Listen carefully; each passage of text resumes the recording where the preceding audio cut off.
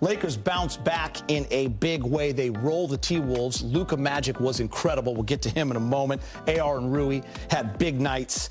Lakers had a great third quarter. Plus 12. They made free throws. They shot 62% until the final 3 minutes when they took everyone out. 41% from three. And James, I asked you before the game what you wanted to see tonight as compared to game one. You got that and a lot more. Yeah, what I really want to see right now is... Yeah, I was hoping that was coming. Oh, man, that was the first worthy clap of the year. Send them in. I need to see some new worthy claps. But, Gita, you are absolutely right. We saw a major correction from game one. And, you know, we said after game one, okay, it's only game one. Get that out of the way. Let's see if they can recover. And they did. They came with a sense of urgency almost. Minnesota was extremely hot in the first quarter. They hit a lot of threes. The Lakers hung in there. They got other people involved. Luka, obviously, able to carry them in the first half. But I also thought they had the energy they needed from their center in Ayton, who had a +9 in the plus-minus category. That's what you want to see. He had the energy. He rebounded. I think he had about 15 points as well.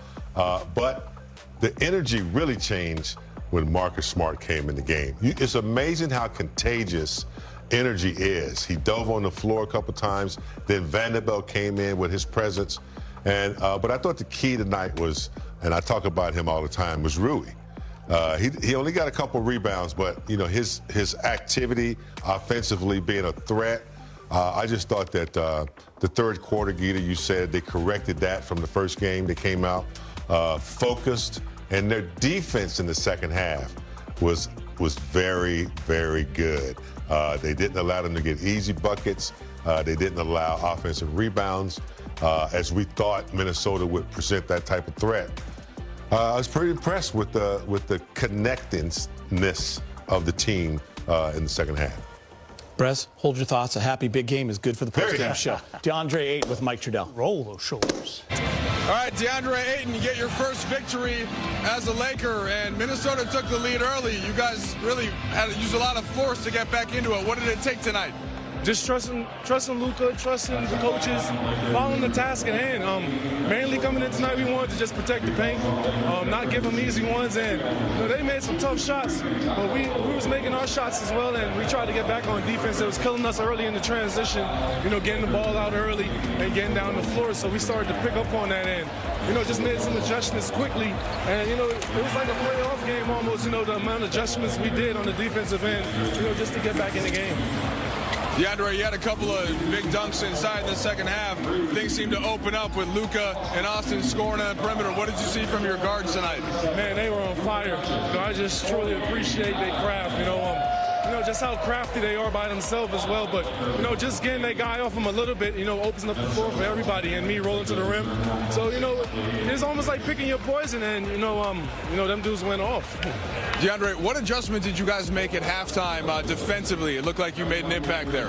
Yeah, just mainly sticking to our rules and principles, you know, really trying to show Anthony Edwards, you know, a full team guarding him, a full five, and really just not making him get to our rim. You know, we'll settle for fadeaway jump shots and, you know, little outside paint shots, and, you know, we live with a contested three. But other than that, I feel like we all did a good job locking up the elbows and boxes, just really showing them a huge presence.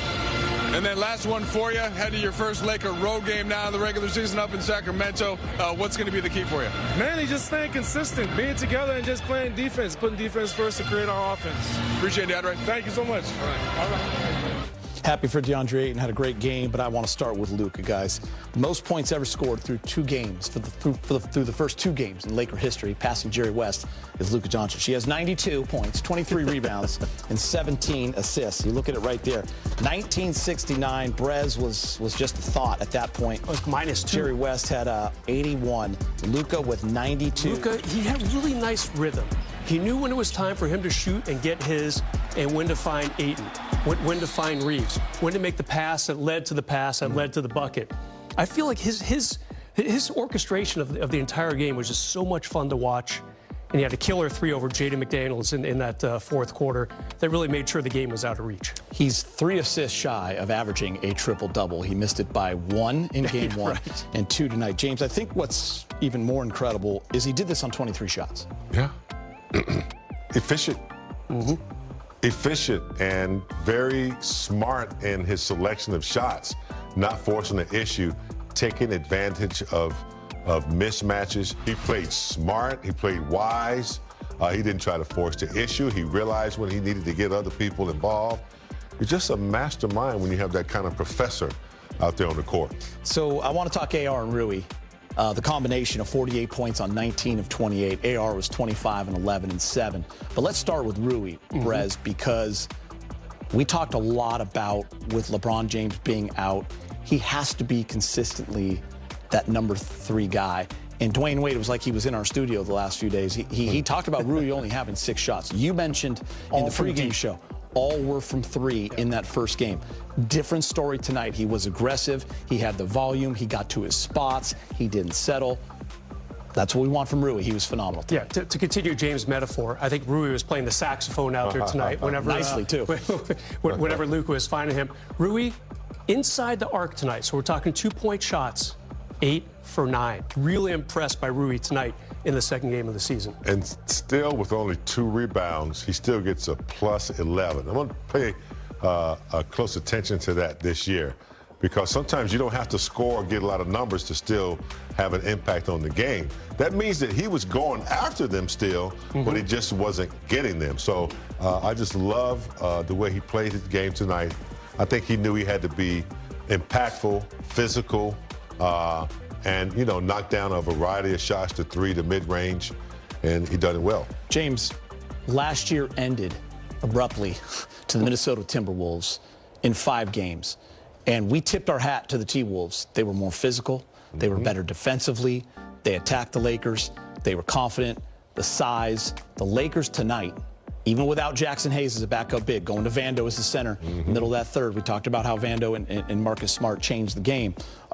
It was a different story tonight. Now, it might be different the next time you play them, but for tonight, the Lakers beat them in all those little intangible areas. And, you know, my hat's off from learning from last year in the playoffs and remembering how to play them, you know, this year, knowing that they had size advantage, knowing they had Gobert dominate us, knowing they had Ant and, you know, some amazing scores. They just kept their think cap on the whole game. Sometimes it's, you know, you get distracted and you come out with a third quarter like they did against the Warriors, but they stayed connected. I saw Reeves, you know, before they came out at the third quarter, he had them all together, you know, reminding them what they're supposed to do. And that's how you connect as a team. But their defense, Vanderbilt, you know, he's had experience playing even Jokic before. So he really aggravates big centers. So he came in, did his thing. Marcus Smart, I got to tell you, he's verbal, he's physical. And, you know, he's always, you know, active around the basketball. So when you get that kind of, you know, service from guys, it becomes contagious because you see them doing it, and it kind of pumps the whole team up. I mean, Brez, the last time we saw Gobert, he was Lou Alcindor from Power Memorial, right? He could do whatever he wanted. He was just dunking every play and having the best game of his life. He had 2 points tonight.